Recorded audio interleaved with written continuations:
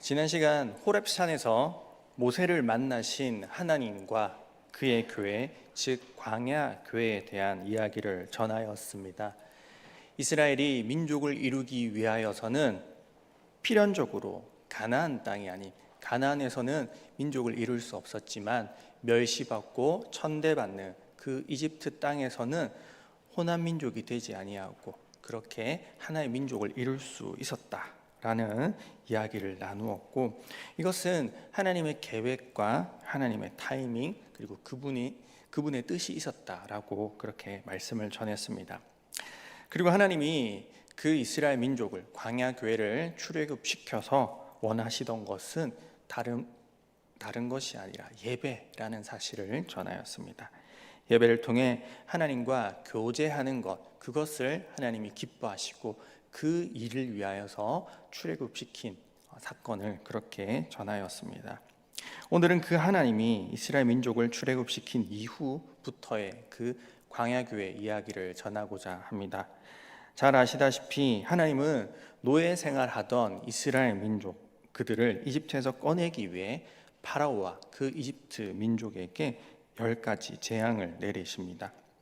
물이 피가 되고 개구리 재앙, 이 재앙, 파리 재앙, 가축의 연병, 악성 종기, 우박, 메뚜기, 흑암, 그리고 장자의 죽음까지 하나님의 계획에 따라 이 모든 재앙들은 이집트 온 전역에 내려지게 됩니다.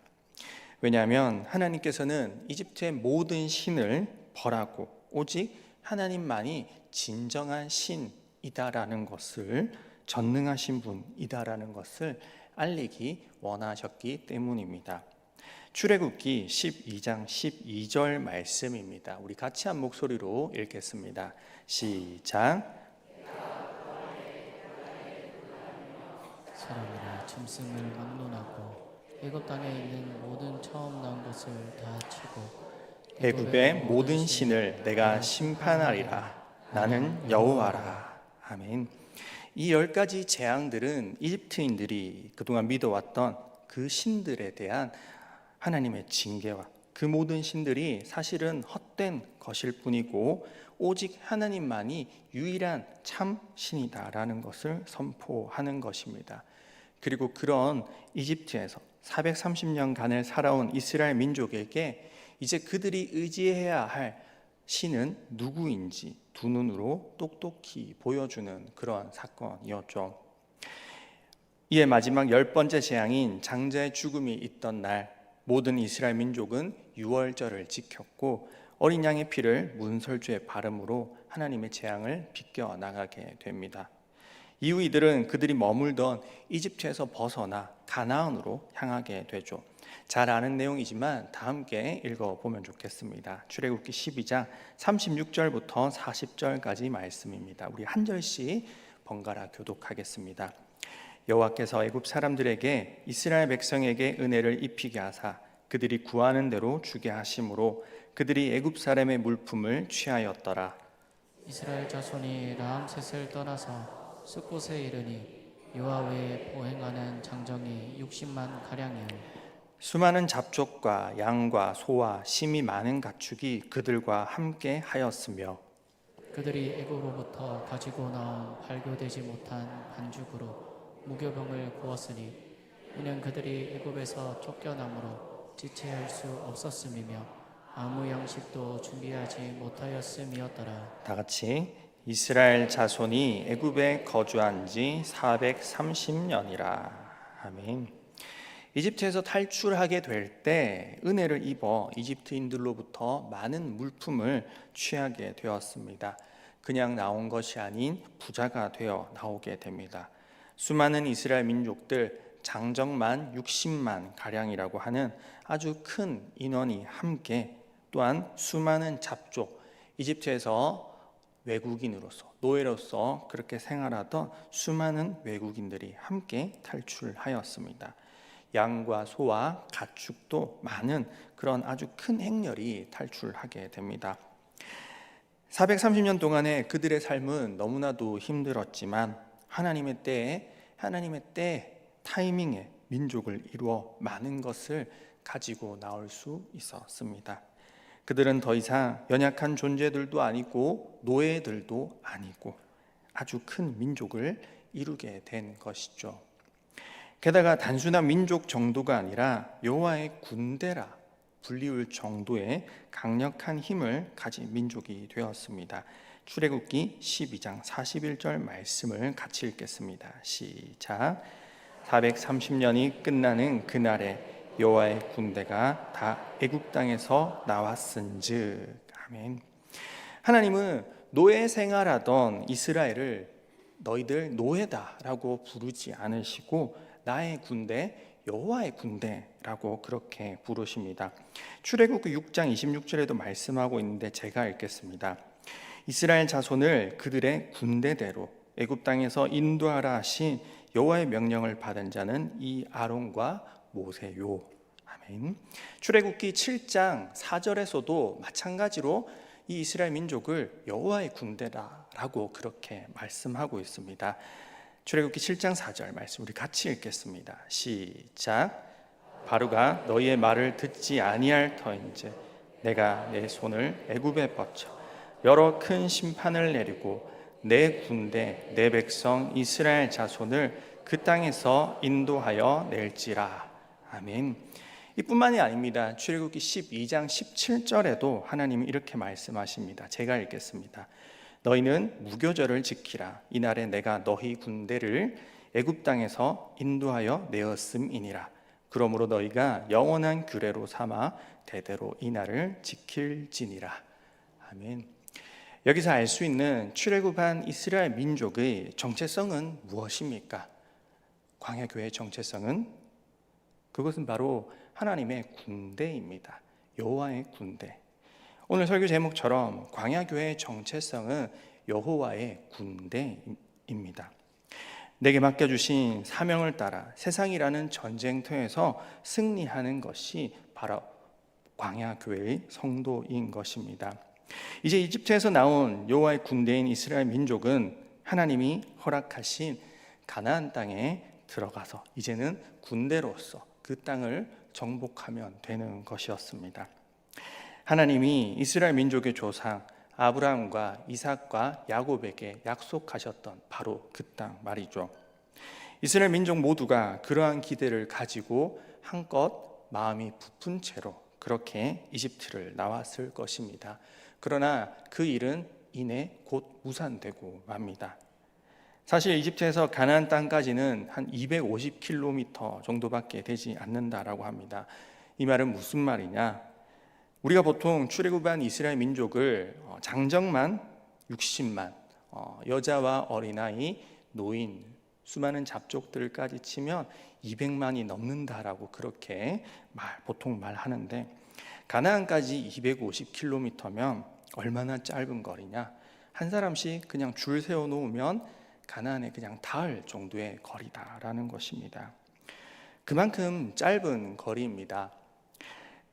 인터넷에서 검색해 보니 내비로 거제에서 대전까지의 거리가 한 250km 정도 된다라고 합니다. 요즘이면 고속도로로 한 3시간 넉넉 잡아 4시간이면 충분히 갈 만한 거리인 것이죠. 4,000년 전 걸어서 간다고 해도 빠르면 한 달, 넉넉 잡아 2달 혹은 3달 정도면 도착할 수 있는 곳입니다. 그런 짧은 거리에 가나안 땅을 하나님은 가지 못하게 하시는데 그 이유가 오늘 본문 출애굽기 13장 17절에 나와 있습니다. 우리 다시 한번 말씀을 읽도록 하겠습니다. 시작. 바로가 백성을 보낸 후에 블레셋 사람의 가까울지라도 그 길로 인도하지 아니하셨으니 이는 하나님이 말씀하시기를 이 백성이 전쟁을 하게 되면 마음을 돌이켜 애굽으로 돌아갈까 하셨습니다. 아멘. 왜 못 가게 하셨다고요? 이 백성이 전쟁을 하게 되면 마음을 돌이켜서 애굽으로 돌아갈까 합니다라고 그렇게 말씀하십니다. 정말로 어이없는 일입니다. 직선으로 250km가 아니라 빙 둘러서 그것도 좋은 길이 아닌 사막의 광야지대로 하나님이 백성을 인도하셨습니다. 더 어이없는 것은 아까 하나님이 무엇이라고 이스라엘 민족을 불렀습니까? 이스라엘 민족의 정체성이 무엇이라고 했죠? 여호와의 군대입니다. 광야교회의 정체성은 여호와의 군대, 하나님의 군대입니다. 군대가 군인들이 전쟁이 무서워서 도망가는 것 혹은 둘러가는 것, 그것이 맞는 말이겠습니까? 하나님은 출애굽한 이스라엘 백성들을 나의 군대, 여호와의 군대라고 불러놓고서는 막상 전쟁을 하면 마음을 돌이킬까요? 광야로 그렇게 돌아가게, 도망치게 하셨습니다. 말씀을 묵상하면서 참으로 어이가 없었습니다. 하나님 앞에서는 그렇게 하나님 당신의 군대라면서요, 여호와의 군대라면서요, 내 군대라고 하셨지 않습니까? 그런데 이게 뭡니까? 하나님 말만 그렇게 하시고 막상 전쟁이 닥쳤을 때는 백성들이 도망갈까 봐 그렇게 하셨군요. 어이없습니다, 하나님이라고 제가 되물었습니다. 그런데 그때 제 안에 성령 하나님께서 그런 깨달음을 주셨습니다. 우리가 그런 존재구나. 우리가 그런 존재입니다. 이스라엘 민족은 노예 생활을 오래 했습니다. 요셉이 죽고 난 후에 오랜 세월을 노예로 살았기 때문에 군대라고 불리우기에는 정신 상태나 삶의 태도들이 형편없었습니다. 그렇게 군대라기보다는 비천한 노예가 적당한 그런 호칭이었을 것이죠. 그러나 하나님은 이스라엘 민족을 그렇게 부르지 않으셨습니다. 우리를 향한 하나님의 모습 또한 마찬가지입니다. 하나님은 우리를 향해서 의인이다 라고 불러주시고 왕 같은 제사장, 거룩한 백성이라 불러주시는 분이십니다. 그런데 사실 우리 자신을 보면 우리 자신은 어떻습니까? 옆에 있는 사람들 한번 보시겠습니까? 어떻습니까? 의인이 앉아 있습니까, 여러분? 사실 옆 사람 볼 것도 없습니다. 나 자신은 어떤 존재입니까? 형편없는 존재입니다. 매번 같은 습관적인 죄를 저지르고 악한 생각과 불평의 말을 하고 하나님 보시기에 정직하지 못하며 남들이 보지 않을 때 크리스천으로서 살지 않는 그런 존재들. 다른 사람은 모르지만 나는 알고 있지 않습니까? 하지만 하나님은 그런 나를 의인이라 불러주시고 자녀라고 불러주시고 친구 삼아주시고 그의 신부 삼아주셨습니다. 하나님도 사실 다 알고 계십니다. 내가 넘어질 존재고 전쟁을 만나면 도망칠 군인이라는 것도 다 알고 계십니다. 그러나 하나님은 그런 우리를 부르시고 훈련시키시고 우리의 길에서 앞서가시며 낮에는 구름 기둥으로 밤에는 불기둥으로 우리를 지켜주십니다. 오늘 본문 출애굽기 12장 21절에서 22절 말씀 13장이죠. 같이 읽도록 하겠습니다. 시작.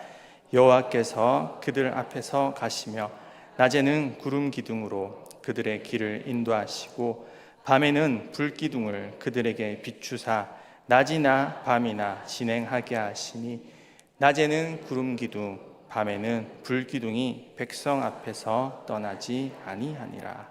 아멘. 우리의 인생길에서 앞서 가시고 우리의 삶 가운데서 밝은 빛을 비춰 주시며 우리를 지켜 주십니다. 그리고 우리가 진정한 군대로서 싸우기까지 의인으로 성화되기까지 끊임없이 기다리고 인내하시는 분이 바로 우리 하나님이십니다.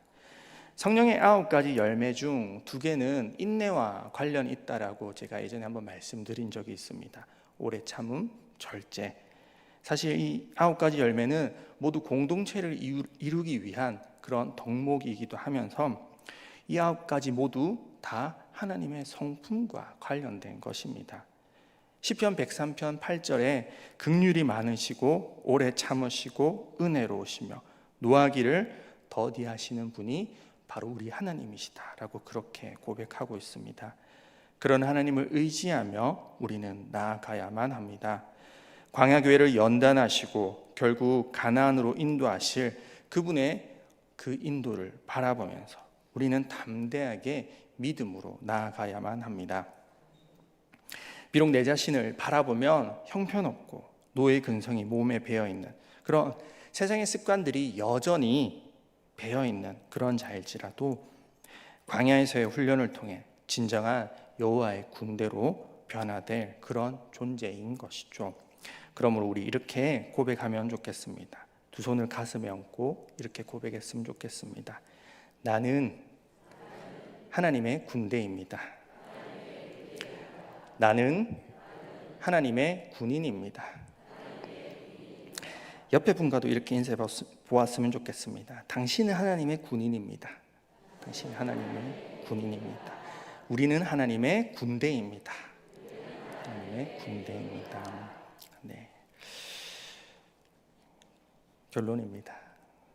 오늘 우리는 말씀을 통해 하나님께서 우리의 교회를 하나님의 군대, 여호와의 군대, 나의 군대라고 부르는 것을 알게 되었습니다.